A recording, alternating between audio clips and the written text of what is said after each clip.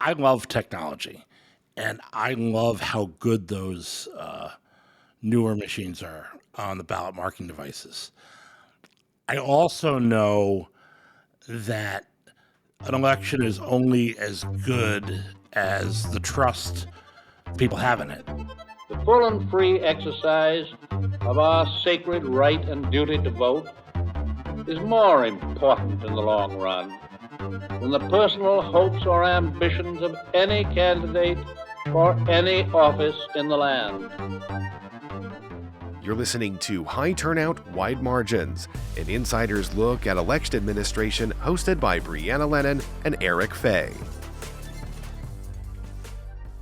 So today we're going to be talking to Matthew Fitch, who is the owner and executive director of Merriman River Group, which is a private election firm. They handle the elections process, which can include election planning and print and mail services for a number of groups like labor unions. But most recently for Missouri, ran the mail-in portion of the Missouri Democratic Party presidential preference primary.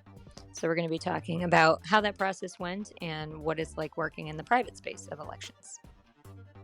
So first, we always ask, how did you get started in elections? Sure. And I come from, as many of us do, a political family background. And, the first campaign I worked on was, I was 13 years old and a guy on my paper was running for mayor. But as far as election administration, I got hired as a temp right out of school in 1991. The Teamsters were having their first ever direct member election. It was a court-ordered process. It was a settlement of a racketeering suit. And the crusading reformer U.S. attorney was Rudy Giuliani at the time. Things have changed a little bit, but he was the mob-busting U.S. attorney. And the U.S. District Court for the Southern District of New York, as part of the consent decree, set up a whole election office to take over the Teamster operation as far as elections. And they turned it into a mail ballot. Every member was entitled to vote, and they needed a cast of thousands. I got hired as a temp, and 30-something years later, I am still doing it. So I think most election administrators are probably unfamiliar with, let's just call it, private election industry. At least I was. And so you mentioned that you got started as a temp running a Teamster union election. Tell us more about that and how it evolved into what you do now. Yeah, absolutely. And obviously, when I got hired as a temp, I wasn't running anything. I was making the coffee. Actually, I still generally make the coffee because, I like to keep with tradition, but it's a similar process. But whereas you have the gold standard of law and regulation to follow, we have to create rules because every election's a little bit different. So in that way, it's kind of fulfilling because you can customize what you're doing to each specific election. But the process is very much the same. You set out rules, and ballot security obviously is paramount. You make it as transparent as possible, as observer friendly as possible, because the best run election in the world doesn't matter if people don't believe the results, as we've all learned. And so that's something we've always tried to do. And from the private sector standpoint, I think that is something that's really worked well for us because with this, going back to that very first Teamster election, they had never had, the members had never had the right to directly elect their leadership. And with a mail ballot election, where they're putting their ballot in the mail, even though there's a secret ballot envelope, now a sleeve, there's a lot of mistrust. There's a lot of mistrust in the process. People would obliterate their information because they didn't really believe that their vote was anonymous.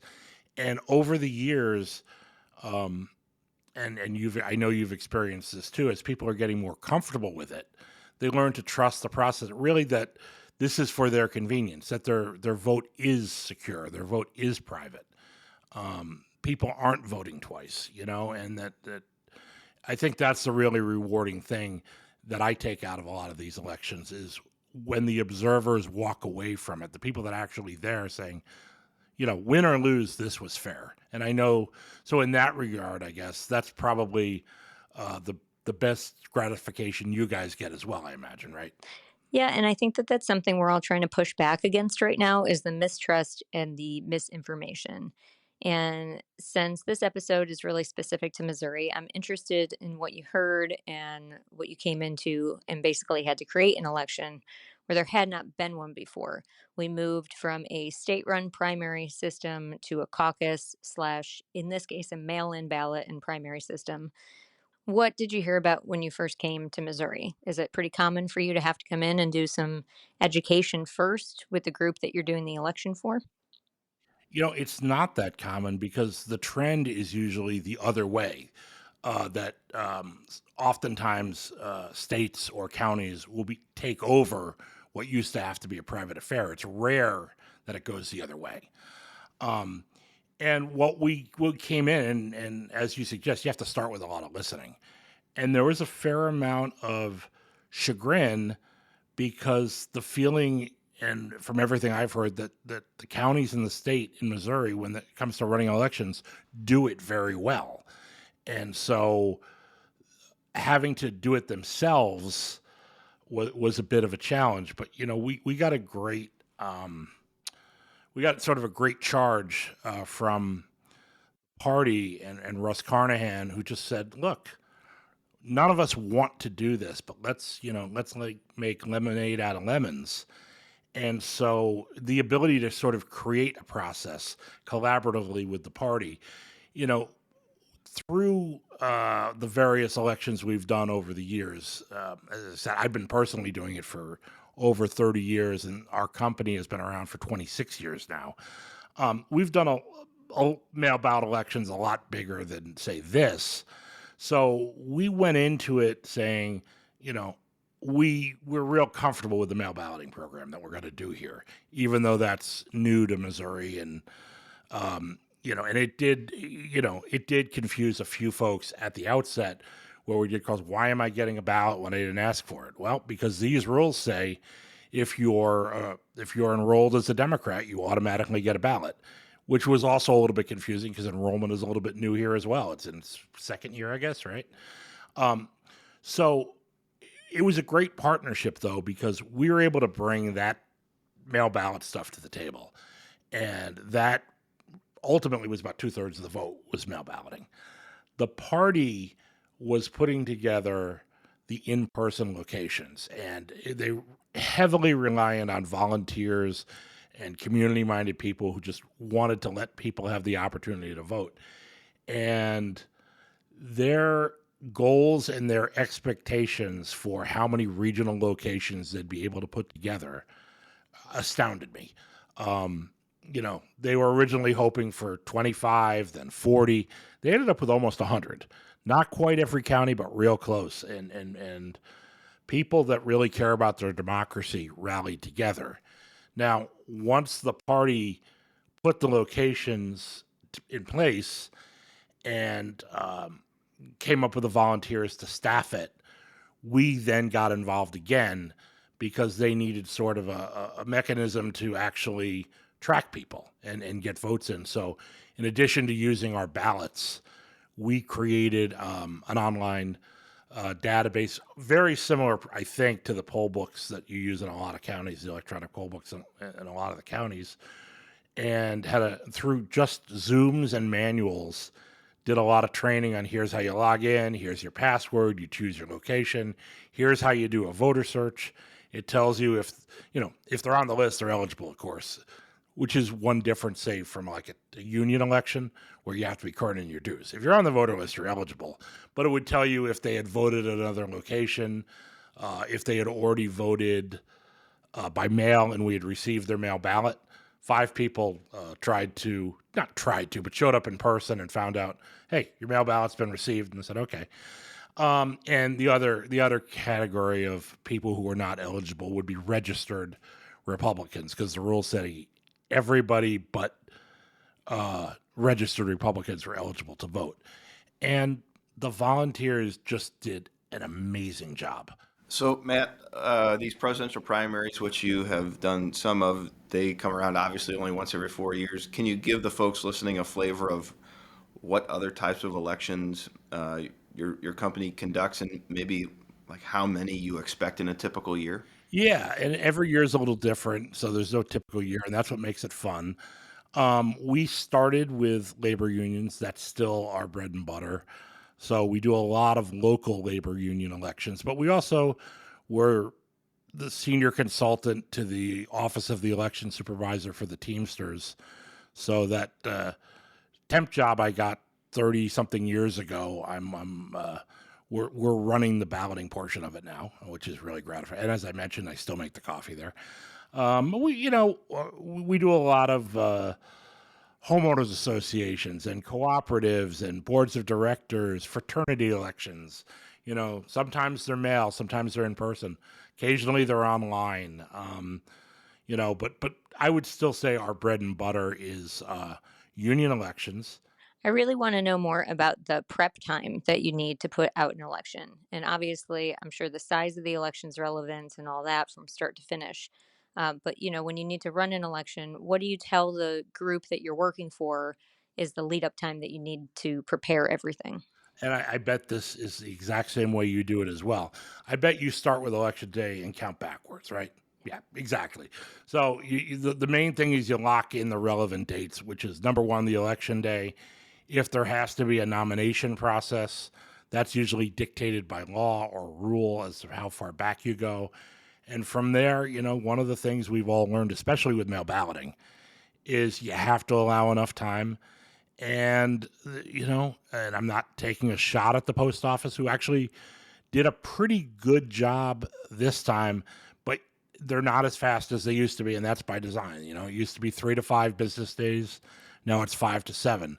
So in a perfect world for a mail ballot election, you'd like to be mailing 30 to 42 days out to give everybody plenty of time to vote. And then if their ballot doesn't arrive or they spoil it, they'll have enough time to request a replacement. Um, so, and from there, the ballot creation itself, it doesn't take very long. You want to give, depending on the size of the election, the printer and the mailing house a week or 10 days to do their job. So, using Missouri as an example, the primary was March 23rd. The initial ballot mailing was February 23rd. And the ballot printing and mail house work began the week before February 23rd. So I would say we maybe did the ballot design at the beginning of February. So it was a relatively compressed schedule. We came on board in January.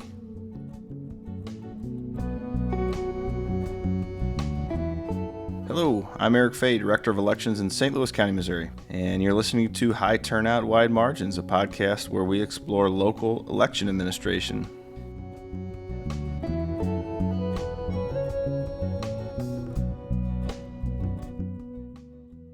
Matt, you mentioned use a printer in a mail house. That's something almost every election administrator in the United States does. We also have technology to help us tabulate ballots, at least initially. I know you do as well. So I know that at least the people that listen to this podcast, they're going to be very interested to know, how did you come to those decisions to use that technology and those vendors? I mean, do you and your team kind of read industry publications or attend conferences or anything, or how did you build up to that?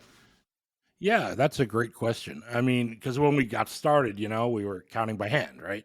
We were doing small elections and counting by hand.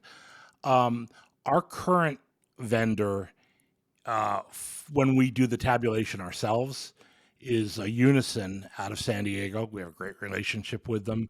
And we were researching what we needed back in 2018, 2019 for our next generation of tabulation equipment. The system we had before that was getting old. It was also from a company that served us well, Avante, but they're getting out of the business, and their software was didn't go past XP, so it was time to move forward. But those big tabulation companies are not competitors of ours. What they are really are our partners often. So for the elections we do where we do the tabulation ourselves, we have a licensing agreement with Unison. We're super happy with them. But on a lot of our bigger projects where we're not doing the tabulation ourselves, we tend to partner with the ES&S out of Omaha. But there's a lot of good companies out there. I think it's a really good industry. And I think these companies tend to build off each other. And I think each generation is a little bit better. I will say this, and this is off topic a little bit. There is a little bit of a divide in the industry. So I actually want to throw a question back at you. Because there's sort of two major basic styles of tabulation now, right? One is the voter fills in a paper ballot and it gets tabulated. The other is sort of the higher end, which is maybe more ADA friendly. They go to a machine that's a ballot marking device, and that creates the ballot for them. What are your thoughts on those? I have my opinion, but I'd like to hear what yours are. Well, HAVA mandates at a minimum, for at least for in-person voting, that an option like a ballot marking device be available. After HAVA, you may remember many states moved to DREs that were just fully electronic voting machines, and almost every state has moved away from that now, with a couple of exceptions. So it seems like most of the country is moving in the direction of most voters fill out a hand-marked paper ballot with any other voter, especially those with disabilities, would use a ballot marking device. There are, as you know, several states that every voter uses a ballot marking device. But again, it seems to me the trend is toward hand-marked paper ballots, at least for now. I mean, I love technology, and I love how good those newer machines are on the ballot marking devices. I also know that an election is only as good as the trust the people have in it. And so as much as I personally, like, if I was just doing my own thing, it's like I would love to vote on one of those, right? But I've sort of evolved on that thought. That's why I was curious what you thought, because I kind of, even with errors in a voter marking their own ballot, it's their error, and it's a more understandable paper trail, I think, to people that are skeptical about results, which is why I have evolved in my thinking over the years to say that, okay, it's lower technology, but maybe lower technology is okay. And there's a whole conversation about auditing too. And I know, thankfully, I was only in the Secretary of State's office when this happened, so I didn't have to do the hand count myself. But in 2014, when we had a recount, there were so many iVotronics, which were touchscreen machines, out in the field, and nobody wanted to unroll the paper trail that went with them and look at all of that as auditing. So it'd be way easier to look at an actual ballot instead. So even if people were doing the part with paper, part of it was really unwieldy. So one of the things we used to do, before we were just exclusively administration, but we used a lot of the software to do some polling. And one of the guys we used to poll for, it's called Honolulu Civil Beat. And the founder is a guy named Piero Midyar, who founded eBay. And that was right about the time we had started our online voting for relatively small elections. And he, being about the smartest person I knew electronically, asked him if he would, audit our site and see what he thought about it. And he did. And he said to me, "It's great. And you know what your best security measure is?" I said, "What?" And he goes, "Nobody gives a shit about what you're doing." He goes, "But if you try and do something more important, things change," which I've always kind of remembered. And I appreciated his candor on that. And so that's sort of, with that in mind, that's sort of how I view paper ballots as well.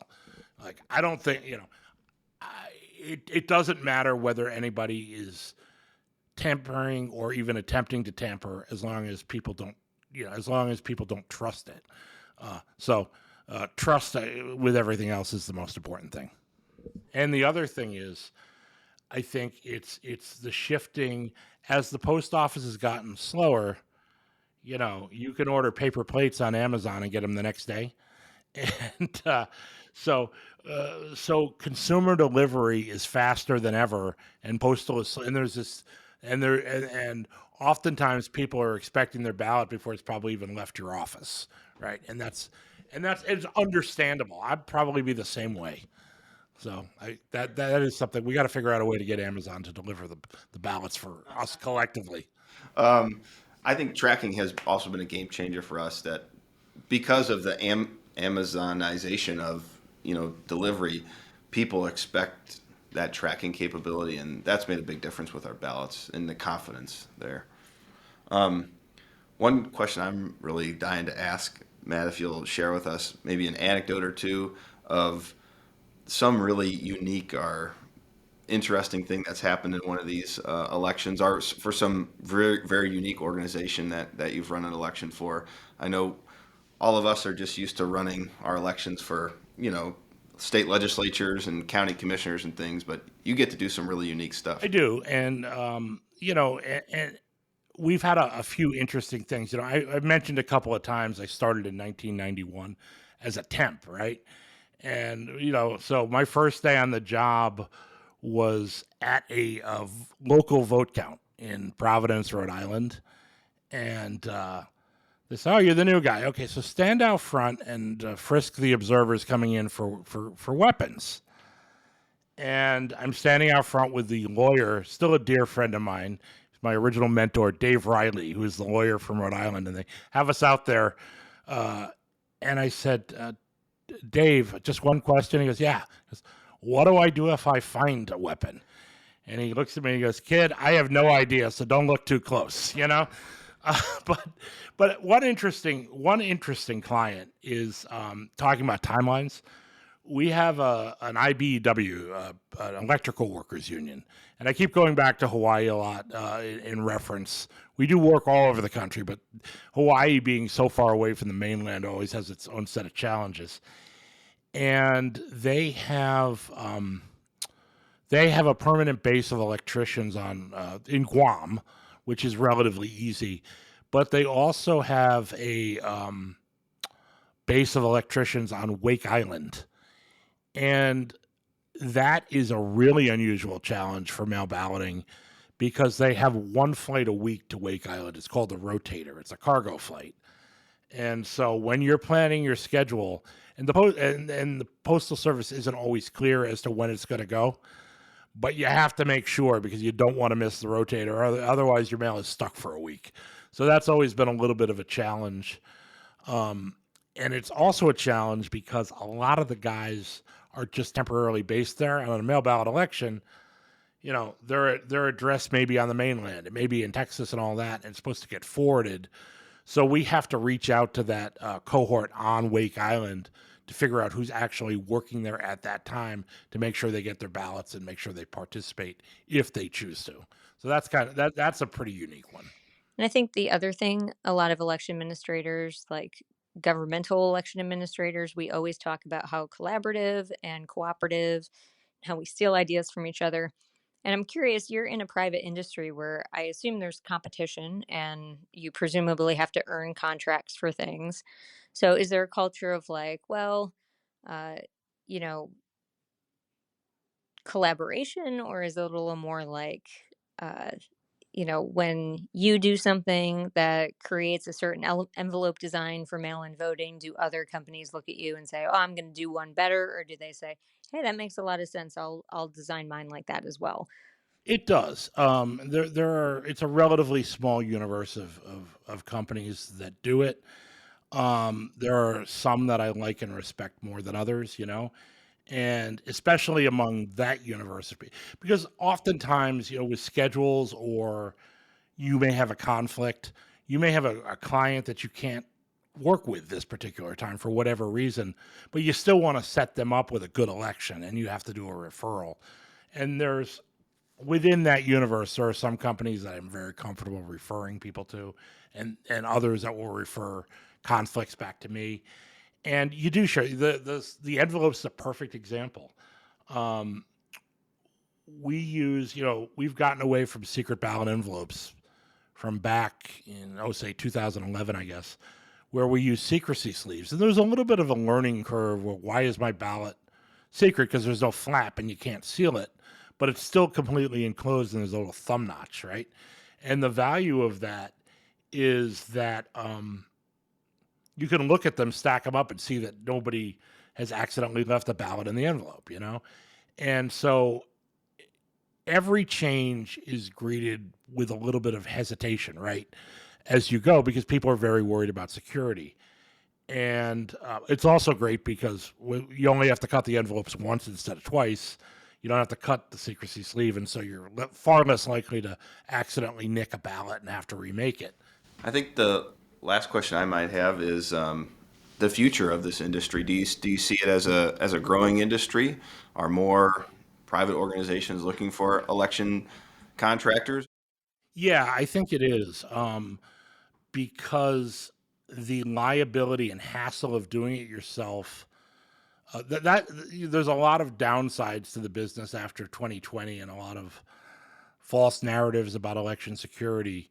I suppose the one upside for business is that a lot of organizations that used to do it themselves say, to hell with this. We don't want the liability. And I see that, labor isn't really growing in the United States, or it's doing a little better now, but it's had its shrinkage over the years.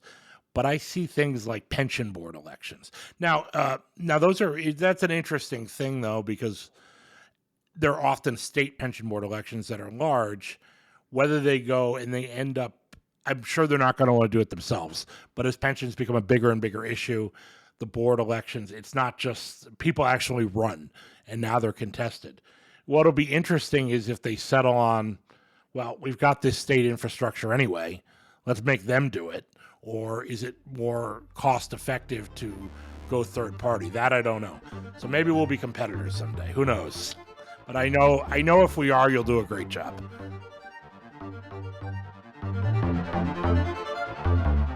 You've been listening to High Turnout Wide Margins, a podcast that explores local elections administration.